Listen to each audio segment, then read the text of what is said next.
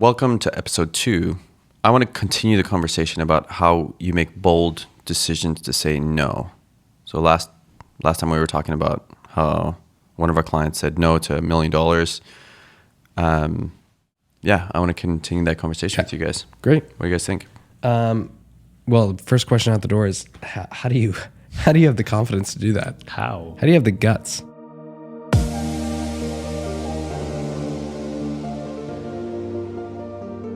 This is the Speak the Unspoken podcast, where we help mission-focused brands unlock their potential.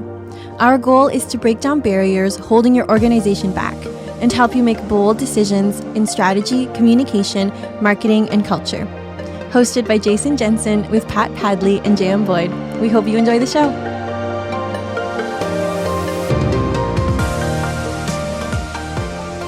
I just heard a quote where somebody said, "We don't have a choice because selling Jesus right now, door-to-door vacuum salesmen are looking at us and saying that we have the harder job." We live in a time where bold decision-making is essential. And I want to continue our conversation about how brand foundation, like going through that, an exercise or going through that can help ministries really make these choices that allow them to go further and faster with more intentionality. And today we're going to be talking about the hows in your organization as part of our brand foundation series. So first, let's give a definition of how. The one I like, I'm going to pull that up really quick.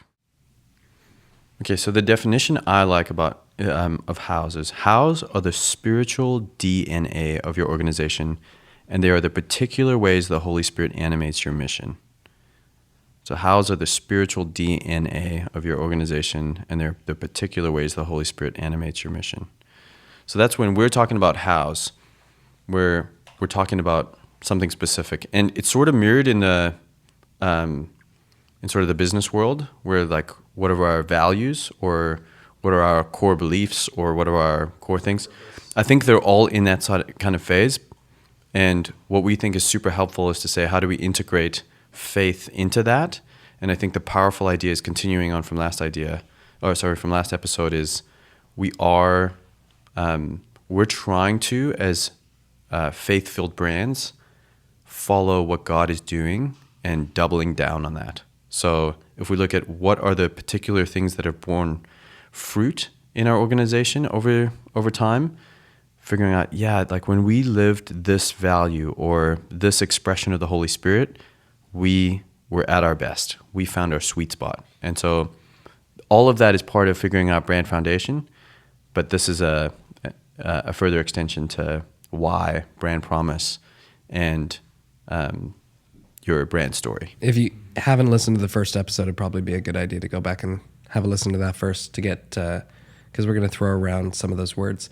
Here's what's interesting to me that I haven't really put together before right now is when we look at, if you're looking at how well a series of ads is doing, or if you're throwing something out on social or different things, you're looking at the analytics for it, right? Essentially, what we're doing in the same way with defining your brand promise, your hows, your why, is you're trying to find the analytics of what the Spirit is doing. In the same way where if you're looking at ad posts that you do or different kinds of language you're trying out and testing, you're looking at seeing what connects. How's your brand engagement being successful? Mm-hmm. You're literally when we almost talk doing about the same thing. Cats, the internet goes crazy, Unfortunately. So one of our core values is like cat posts. Everything has to be catvertising. Just as a note, that's not one of our core values. No, but I think it's like, hey, what do we do in our brand?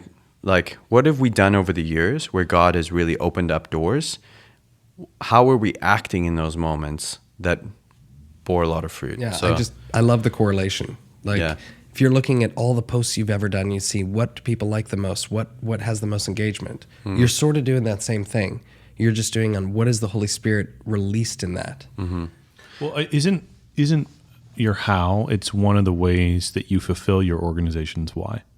Right. It becomes part of the filter that makes sure that you're always aligned with your why. Yeah, and I think it also rounds it out. So they create more unique expressions of a why. So you could have two organizations that have kind of a close why, but the way they form their culture is radically different. In the same way that you can have, say, two missionaries, and their personal approach to an evangelistic relationship with somebody are drastically different. And the best version of each of those people is for them to actually be themselves, right? So one example is like you have this one guy who's like, I never push people. Like I ask them questions and I show them that I'm super laid back and all this kind of stuff. I think of your dad as like, he's like, I only want somebody to, like, say they're a fundraiser, right? Mm-hmm. I only want somebody to give if they're like totally passionate. I give a lot of room. And then I know this other guy and they sit on the same board, Kurt. And Kurt, he's the kind of guy that knows that he can challenge his friends to say, look, buddy, it's time for you to like put your money where your mouth is. Right. And those are such opposing styles that if one guy tried to do the other guy's thing, it just wouldn't work. Yeah. And I think that is like in an organization, when you figure out how you guys should be operating, you're just naming and claiming, hey, my style is let's do the ask style. And the other one's saying, look, I've just seen fruit where I don't ask. And it's all about integrity of an organization. Yeah, it doesn't mean one way is right and the other way is wrong. Mm-hmm. But when you're talking about an organization, it's very different than a person. Even though we use the example of like a person is a brand, this is the person, and how they dress is a part of that. It makes up how people experience them. Like you've brought this up a couple of times. I think you say it better than I do. Just it doesn't define them, but it helps you experience them in a certain way. Mm-hmm. It's like the character traits of that person are more expressed in one person than another, and they're like, virtue is a whole range and character is a range, and it's not only about like rights and wrongs, but it's more like expression. I think it's important to say what hows are not, mm-hmm. or what these value things are not. They are not table stakes. So what I mean by that is honesty, integrity, kindness, all those things. Quality service, right. Or like stuff you would excellence. See on like a 80s motivational poster. Exactly. With eagles and success. I think those are not them. Those should be, hey, if you don't have integrity, or if you're not honest, you should not be in business, let alone be in some sort of ministry. Right. So faith-filled, that one is a little edgy to me. Is like, you should be faith-filled if you're in faith-based ministry, right? Yeah. But I'd rather them describe how are they faith-filled. And I think people get there and they say, oh, we have a particular meaning of what faith-filled means, mm-hmm. but go to the extra level of like really defining that, so that like this is what we mean by faith-filled, and mm-hmm. it's powerful. Or this is how we want people to experience our This faith. is our expression of faith-filled. Which is true because, let's take faith-filled for a second. There's a pretty broad spectrum there, right? Okay, you can go all the way over here on the charismatic nature of how the Spirit moves, or you can go over here on the contemplative nature of right. how the Spirit moves. Mm-hmm. And those are two ways of operating within an organization, maybe a specific spirituality, but the Spirit is animated in two different ways. Yeah, we can have both and. Yes. But which one are you? Mm-hmm. And I think that's where we're saying hows kind of flesh out more of this framework to give you that filter. The other one is, let me give you a story about how these work really well. So one of our clients, David and Kurt are on this board. They're an organization out in Portland called Loom. And one of their things that they hold dear is called, they say, willingness to call the emperor naked. And I just love the expression of that. And it's such a powerful value for them, because they're out in East Africa where you have these cultural norms is not to really challenge the past, and you kind of you walk around issues. So where you can't question even the unhealthy status quo that might be in the church or the culture or things like that. And so they're looking to find leaders who are able to buck the culture that they're in a healthy way, to say what we're doing is not working, right. because they want to help part of their goal as an organization is to move people from dependence on financial aid coming from the West into being self-dependent. And you can't get there unless you foster a culture within, and the fruit that they've seen over the years is when they are willing to, and when their people are willing to, like these leaders that they're forming and developing, if they're willing to call the emperor naked, that makes a massive difference in their effectiveness. So, and just to clarify, that's literally one of their hows, right? Yeah. So that applies to how they would hire someone within their team. Is this person willing to call themselves the emperor naked? Call themselves naked. Naked. I am naked. Yeah, that's probably Vulnerable. a good how in a different way. I don't even know what that means. Let's just move on. Let's move on. If I can, another aspect of that would be calling the emperor naked is in a project they would do.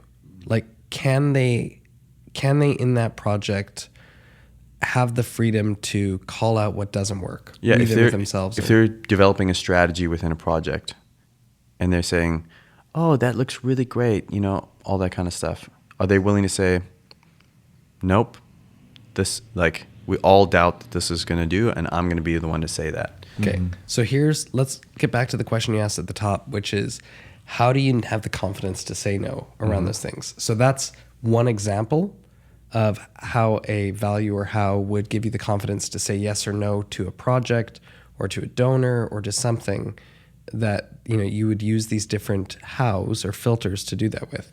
What are some other ones? Because that's a great one, but I'd love to hear. Yeah, or just to jump off that too, it's not only about saying no, it's about the yeses that you're willing to die for, So I think of, there's always clients who have to push for budgets or, in any scenario, you're going to find people who aren't 100% on board.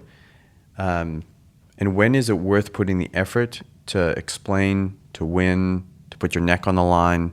Like, this is all about no's and yeses, but really knowing that we are pushing forward in this way, and here are the things that we're, yeah. This is interesting. I had someone I was talking with the other day, and one of the questions they had is, how do I stop fighting with my team and with my budget guys and stuff like that every time I say, this is what we need in order to do this event right? And my instant response was, you need to have buy-in to how you operate. Yeah. What are the rules or the filter with states how you operate? Because if you buy into that as an entire team, including your budget team, they're saying if part of how you operate is to be attractive at a certain level because the audience requires that in order to preach to them, in order to share the gospel with them, it's got to be at a certain standard.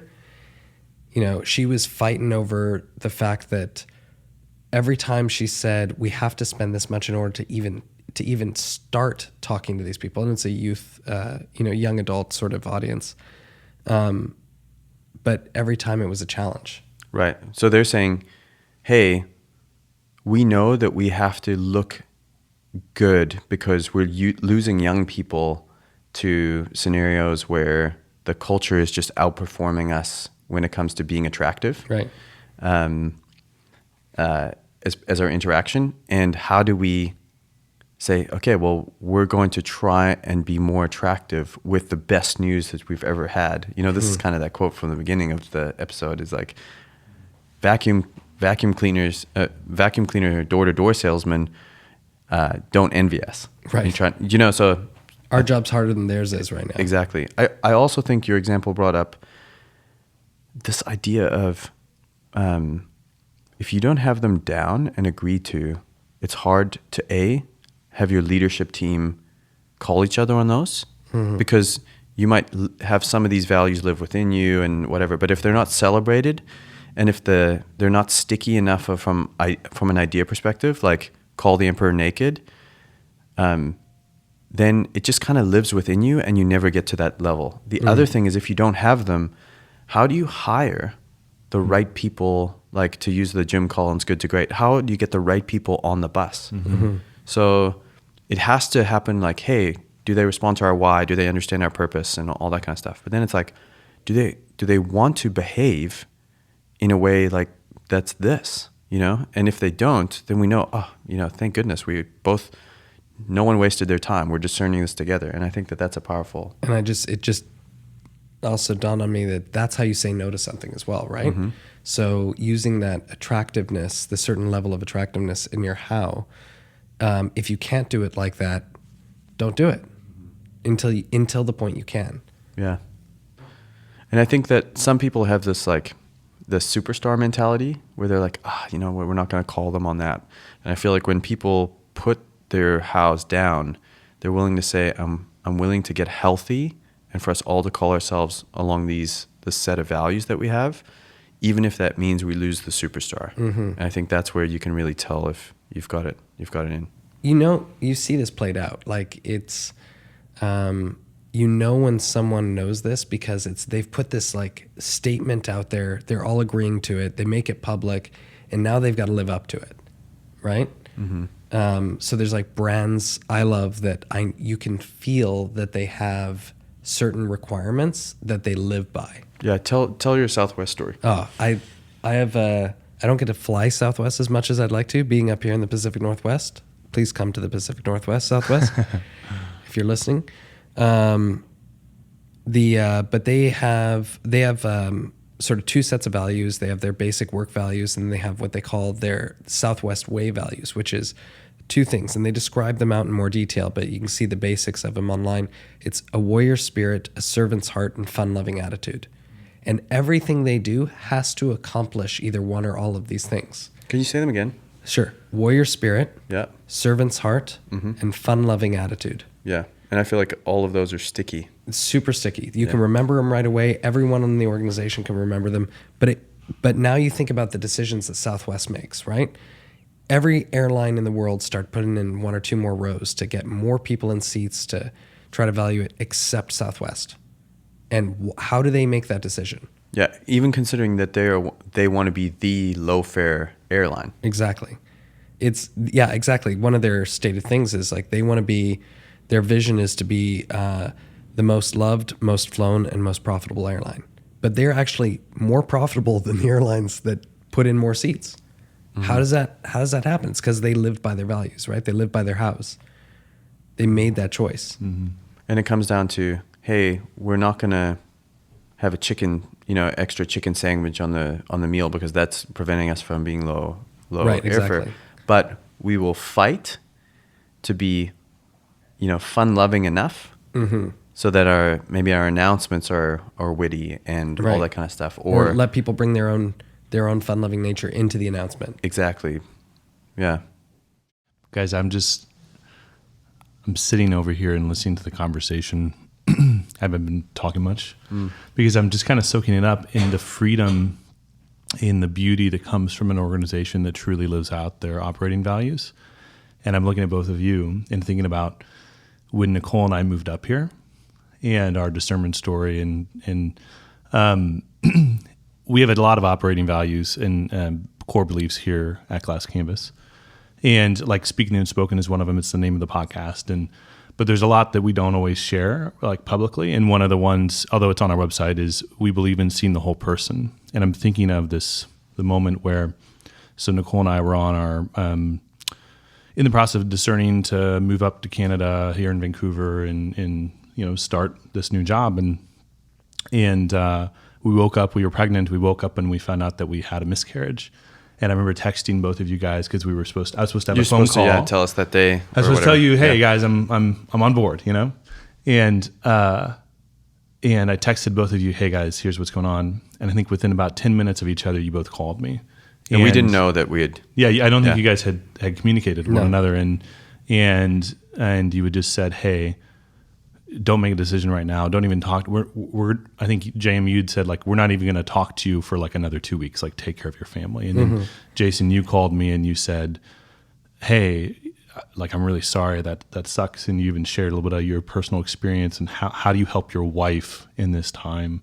And yeah, I'm sitting over here listening to what you guys are saying and maybe even get a little emotional over here, but just like the beauty and the freedom that comes from an organization that truly lives out their values fully through their, it's the DNA, like we use that word of DNA, like it's truly 100% baked in to the core of the organization, to the atom, to the actual cells of the organization.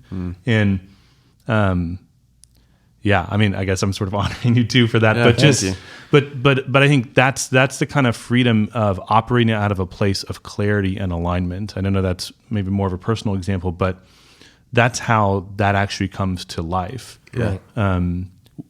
Beyond just like the marketing or communication lens from it, right? I think the experience that you had on the other side is the power of God working through us, just being true to his call on us. I know this sounds a little self-serving, but I'll keep going.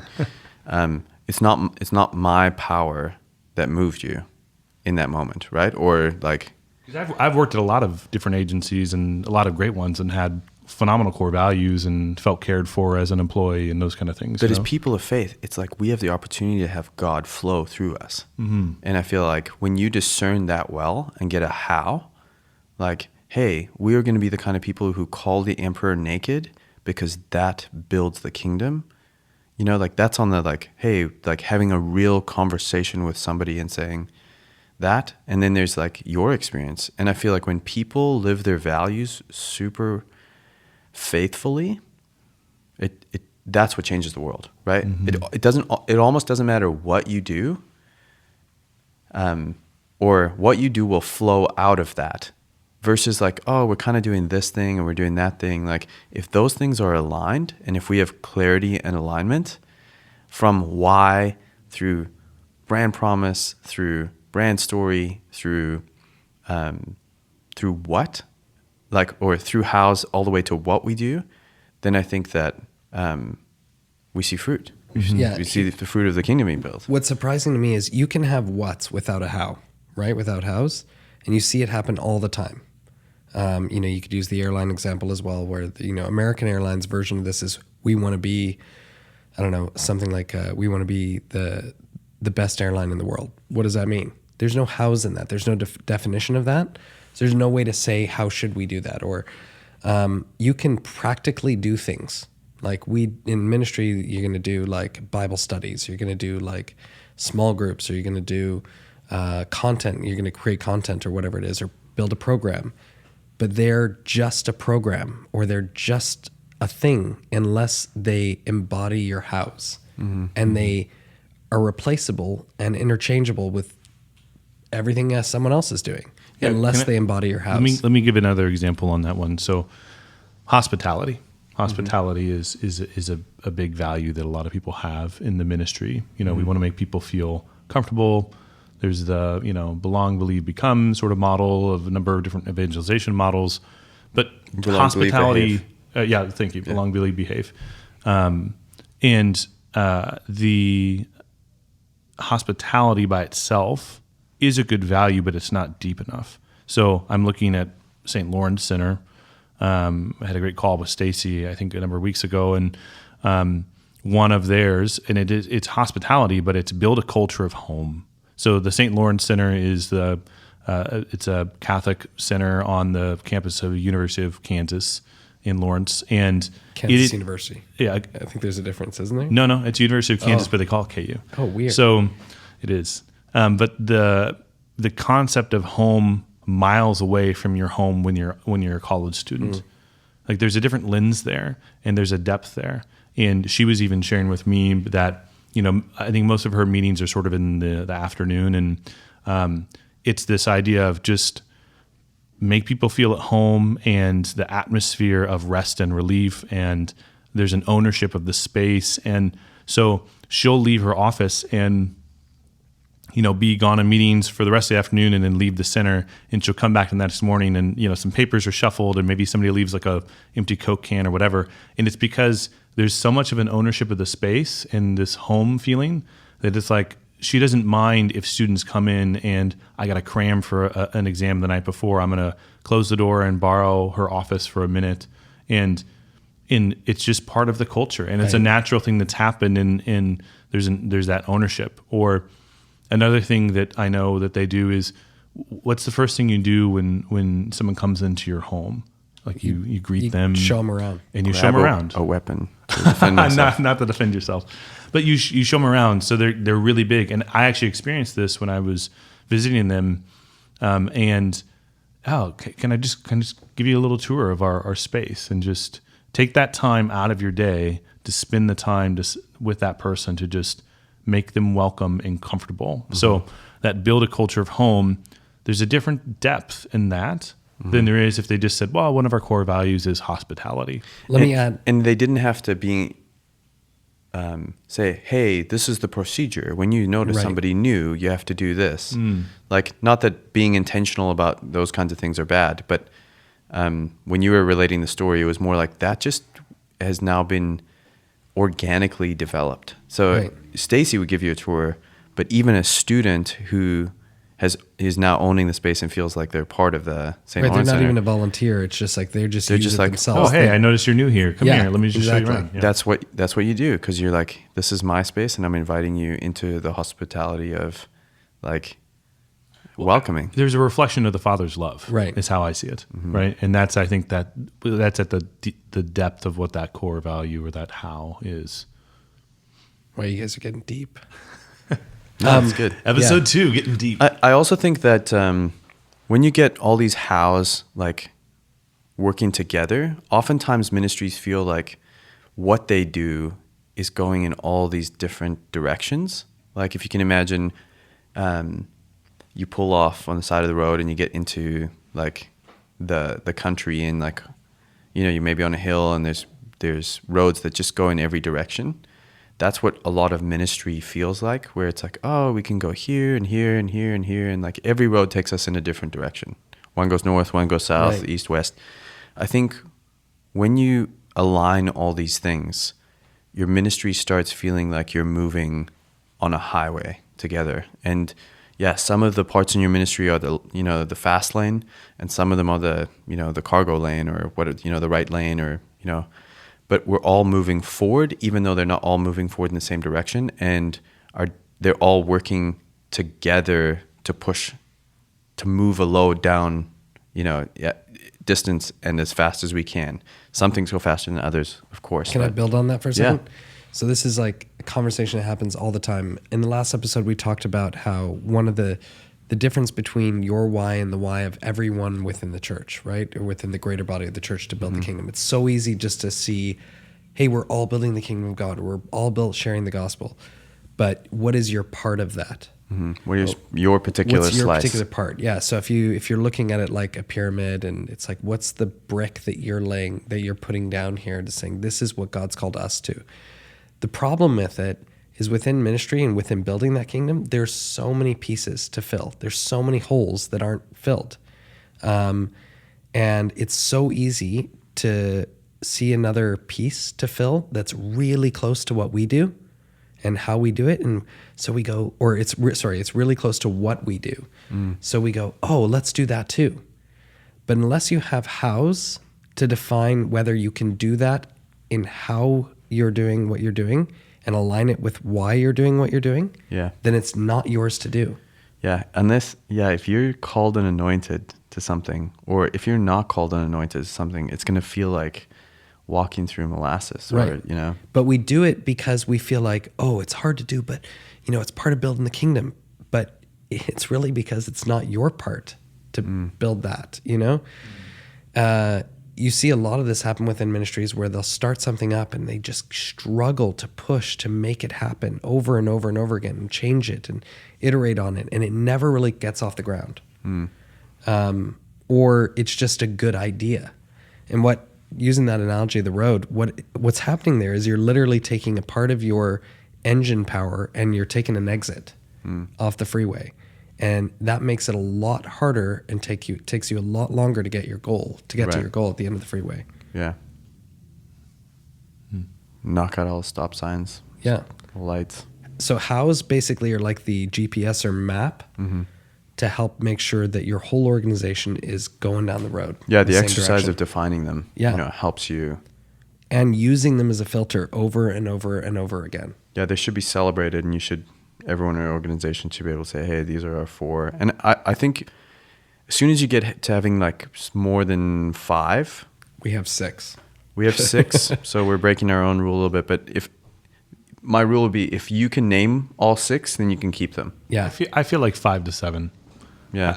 I feel like if you're getting, I mean, there has to be, back to the process, like when we're taking somebody through it, or like there should be a difficult conversation about it. Yeah. There should be not an argument, but like a healthy conflict. Oh, there should be definitely emotional elevation of like, that is us and that's not us. And that at the end of the process, people should feel that is us, There's no lack of clarity. There's no lack of buy-in. Here's the thing, is saying something you said, Jason, is like, if you can't recall it, like if we looked at our 6, for instance, right now, if I couldn't recall every single one of them, it wouldn't just be me that needs to recall it. This is the reason something needs to be sticky, because if the leadership can say it, that's great, that's fine. But everyone in your organization should be able to recall it. They don't have to get the word dead on, right? But they need to be able to recall the essence of it in a second. If they can't, then it's probably not one of your values. It's either table stakes, or it's just something in the nature of the culture of your office, but it's not really part of the organization. Yeah. Yeah. So when it comes to like 5, 6, 7, it's really how many can everyone relate to? Because I do see that there's sometimes there could be 7. If you get 8, like let's just say you can't have 8. That's the line. There we go. That's it. And Line in 8's the not really sand. a holy number, and so